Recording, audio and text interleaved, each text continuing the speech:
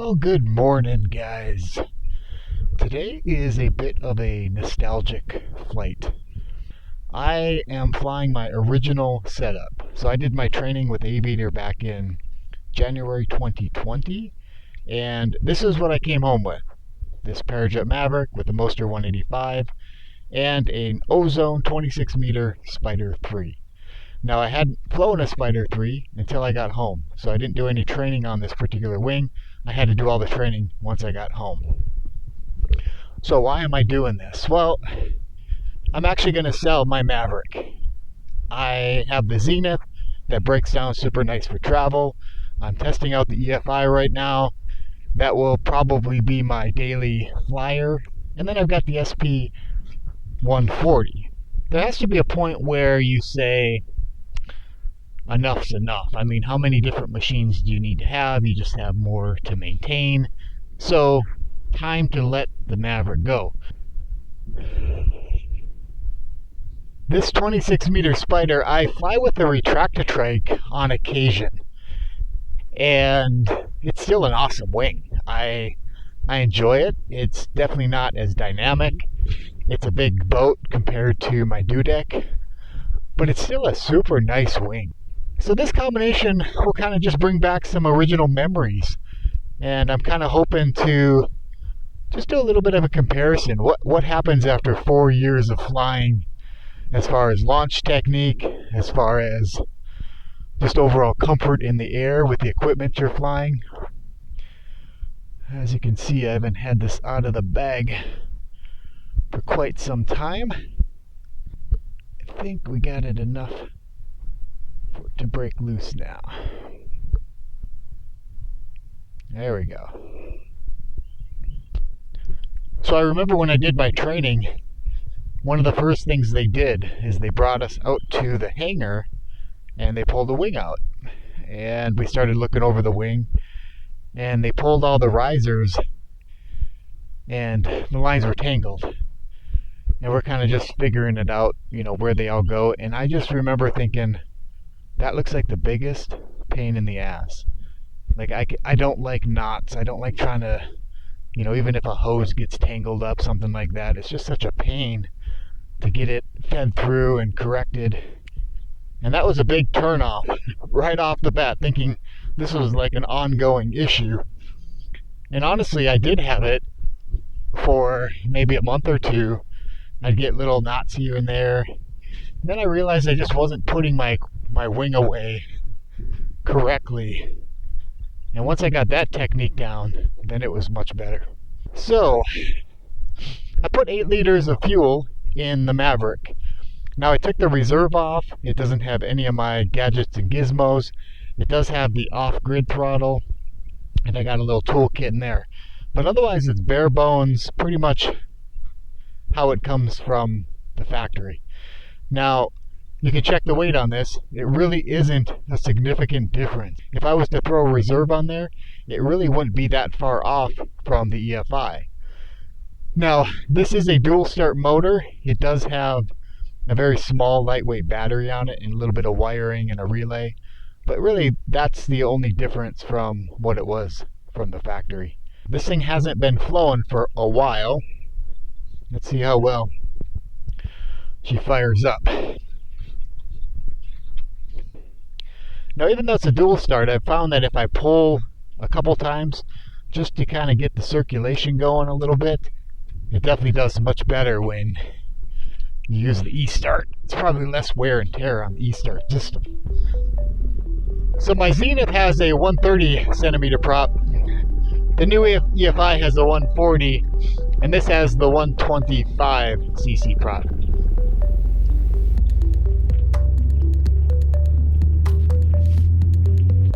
I tell you what, that 125 still feels like it produces quite a bit of thrust.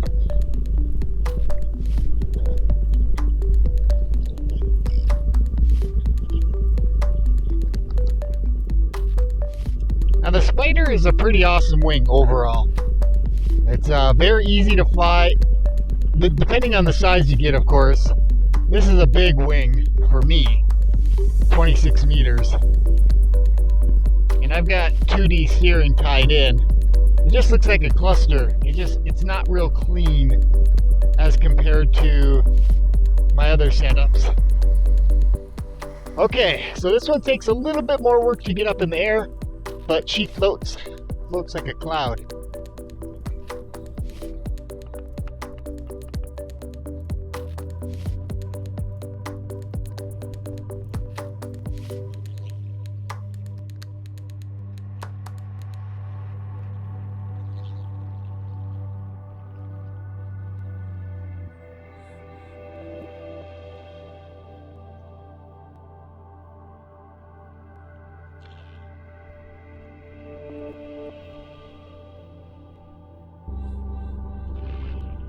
Okay, we are up in the air. This thing brings back some memories.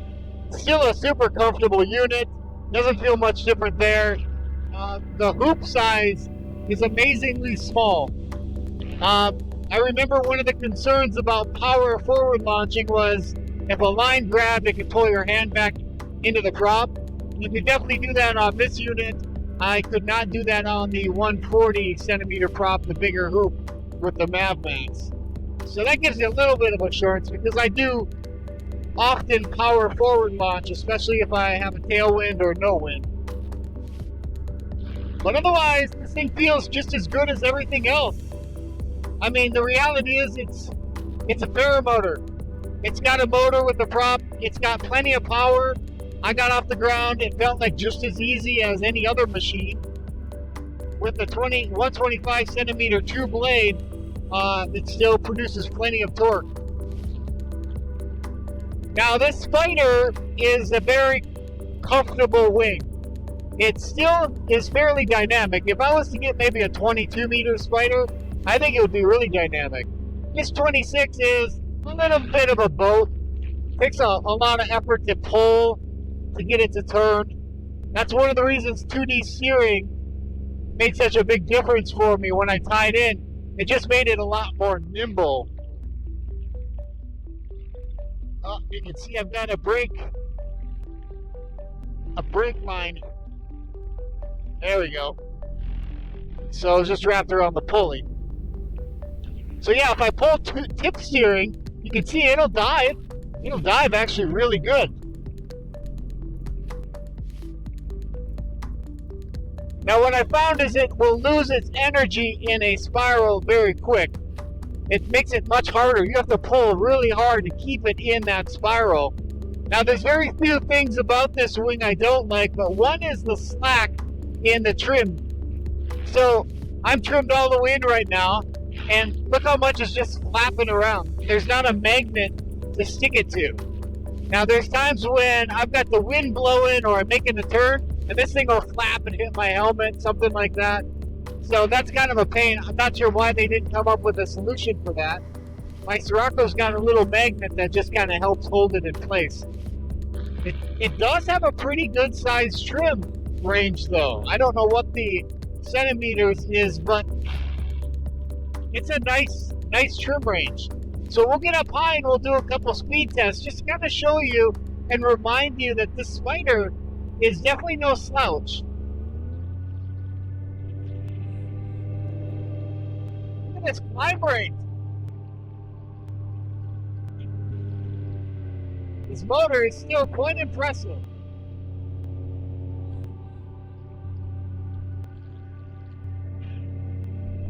Now keep in mind, this is not my original motor on this frame. So when I bought this unit, it came with just a pull start only, Poster 185, I think it was an MY19. So it was probably an older motor, I'm not sure. I think it only had a few hours on it, but it was one of the school units. And, you know, it worked. I had probably 3 or 4 motor outs in the entire time I had it. That was not comfortable. But, you know, I was kind of in that learning phase of learning how to take care of the motor and proper maintenance and all that kind of stuff. So anyway, my second motor I got was a dual start. And, of course, this didn't have a relay or any of the wiring set up to make it a dual start. So basically I got the motor in the mail and I hooked it up and I'm like, okay, I got to go buy a battery. Then I contacted the place I bought it from, and they said you got to go buy a relay for it. And they had to send me a wiring schematic so I could figure out how to wire it up. So it wasn't really that complicated, but there was a lot more to it than I didn't realize when I switched from a full start to a dual start. So my recommendation is if you want a dual start, buy a setup that's already a dual start. Don't try to convert, it's just more of a pain. So after I got that dual start motor, I put about 100 hours on it. Very reliable, very happy with it. But at that 100-hour mark, I knew there was, maintenance schedules and just the reliability would go down a little bit. So I swapped it out for another dual start motor, and this is that one now. And I think I've got about 60 hours on this motor. It's run flawlessly. I haven't had any issues. Okay, we might have a little bit of a headwind. Yeah, if I look over at the smokestacks, we've got a little bit of a headwind, so maybe we'll do this both directions. But right now I'm trimmed all the way in going 16 miles an hour. That's not normal. Let me turn it around, and then we'll get our average. Now, of course, you're all up weight, and the size of your wing is going to affect how fast you go. But just to give you a baseline of this situation. Oh yeah, we definitely have a tailwind now. So now we're doing 34 miles an hour. So now we're back up to 18 miles an hour. So we take the average, 34, 18. What's that? 16 miles an hour difference. So the average is going to be somewhere in that 26 mile an hour speed trimmed in. So let's go to neutral trim.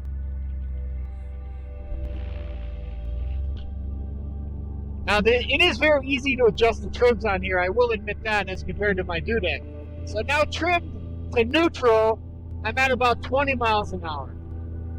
Alright, so 26, add a couple more, that puts us at 28. Not a huge difference. Let's trim all the way out. Here's where I can feel the speed, because the wing kind of dips down.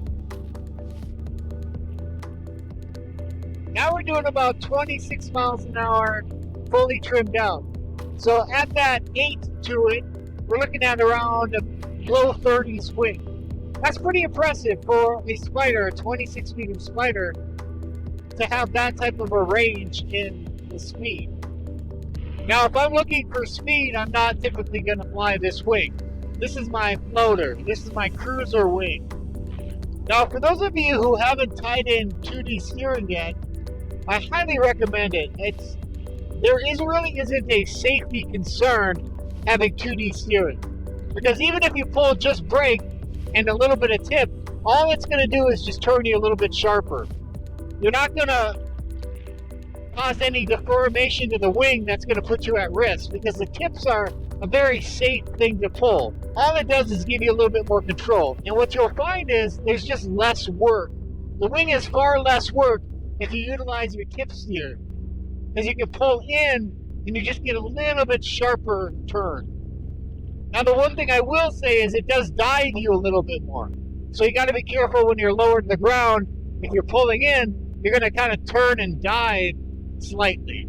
All right, so that's a good thing for that sharp turn, but maybe not so good if you're 20 feet off the ground. Speaking of that, let's get low, and we're going to see what the conditions are like down low. Now, I can talk all day long about the EFI and how awesome it is, it's reliable, and it does this and that. But this motor is a testament to just the carbureted version. If you take good care of it, you get all your settings done correctly, it just does its job. It runs good. Yeah, it actually feels pretty nice down low. It is cold this morning. I forgot to mention that. 47 degrees, I think it was 47, 49 degrees this morning. It is almost the middle of May. That's just crazy here in Tennessee. Just last week it was in the mid 80s.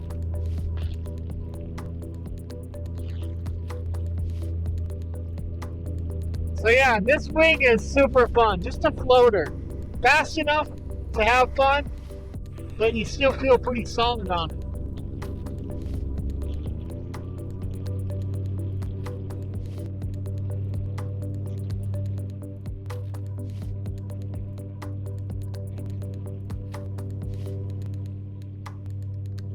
So, does this bring back some memories? Definitely. I remember being much more fearful in the air. Like I'd get up to this height and I'm like, okay, everything feels good. I wasn't necessarily afraid of heights. I think I was more or less learning to trust the equipment. So anytime I felt a strange bump, or if I started turning sharp or something like that, it was just enough to be like, okay, is everything good? Then over time, what happens is you realize that this equipment, this wing up above you, is rock solid. I mean, I have flown in some pretty gnarly turbulence, and I've yet to have any type of collapse, even a tip collapse or anything like that. Now, one of the things I learned early on is if you're in gnarly air or you're getting kind of tossed around, to pull a little bit of brake pressure. And what that does is it pressurizes the wing. Not a lot of brake pressure, okay? I'm talking about just a little bit to add a little bit more pressure to the wing. And what that does is it creates a more solid wing. So even in turbulence, the wing is less likely to collapse. Now, I don't know if that's why. I've never had one. And I'm not going to knock on wood because I'm not superstitious.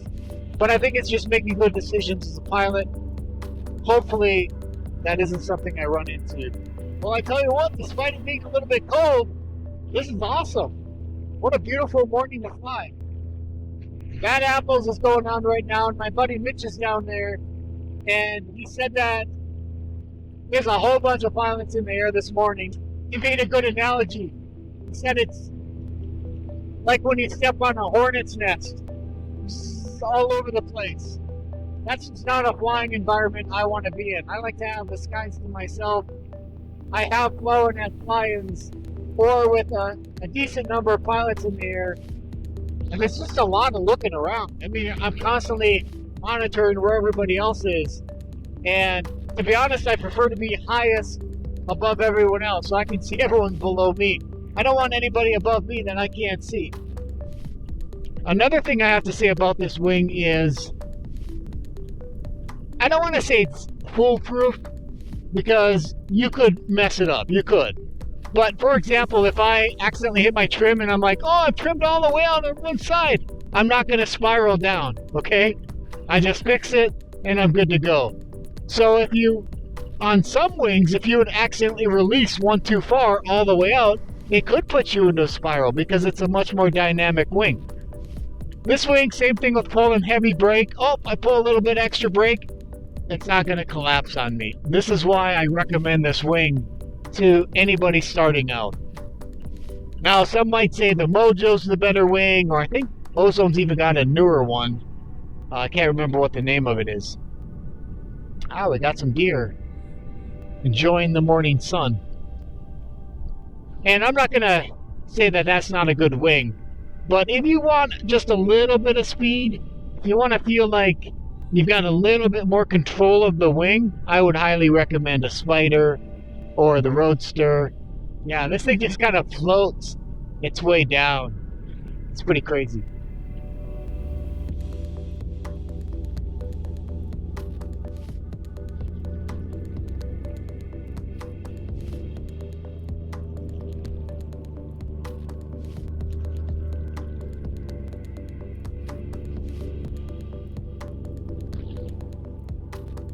So if you want this as a pilot, you want to just float over the ground at a pretty much very, very slow speed. I'm doing about 23 miles an hour right now, just floating over the ground. It is a very surreal feeling. And as I've been flying longer, I've appreciated this type of flying more. You know, you get to the point, or at least I did, where if I wasn't kind of flipping around and racing through trees and, foot dragging fields, it wasn't much fun. But now that I get a little bit older and I've been flying for a while and I've done that stuff, I can definitely appreciate just this. You know, just hovering. Sometimes I'll throw some meditation music on and I'll just kind of zone into this experience. These are some of my original fields that I learned in. It's not totally flat, so it teaches you to give it a little bit of throttle when you should, when you can be off throttle, what your glide ratio looks like. Finding a spot like this was really helpful for that.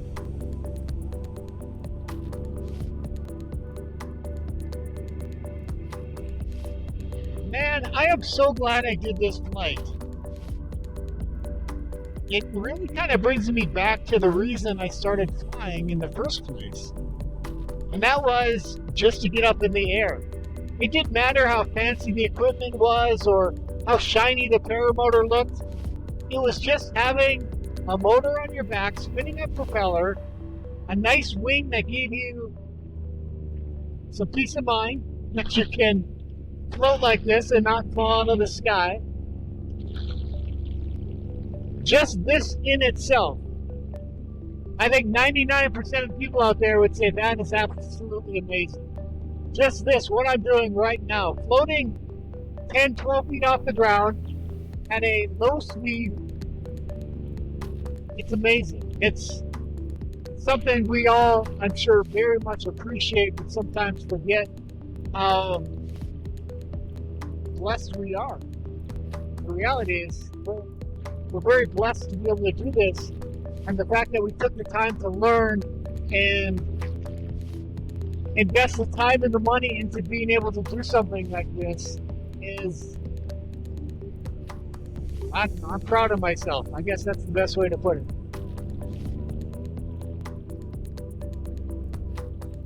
Okay, you gotta have a little bit of fun once.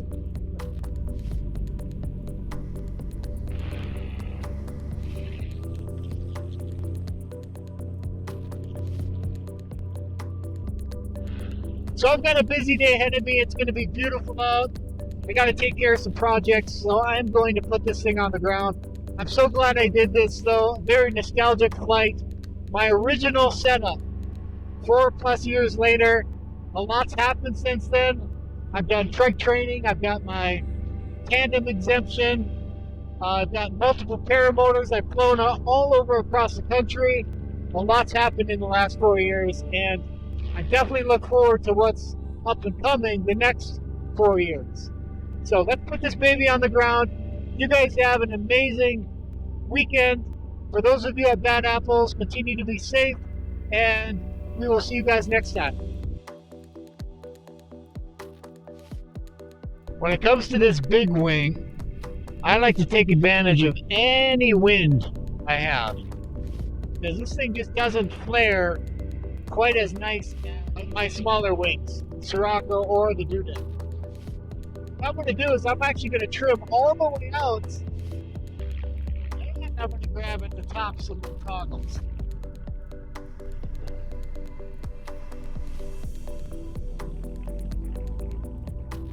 This will give me some good speed and some awesome flare.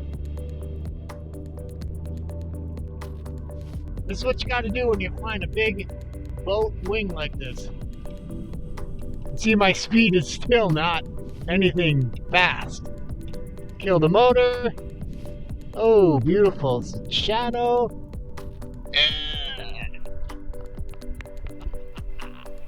That's how you do it right there.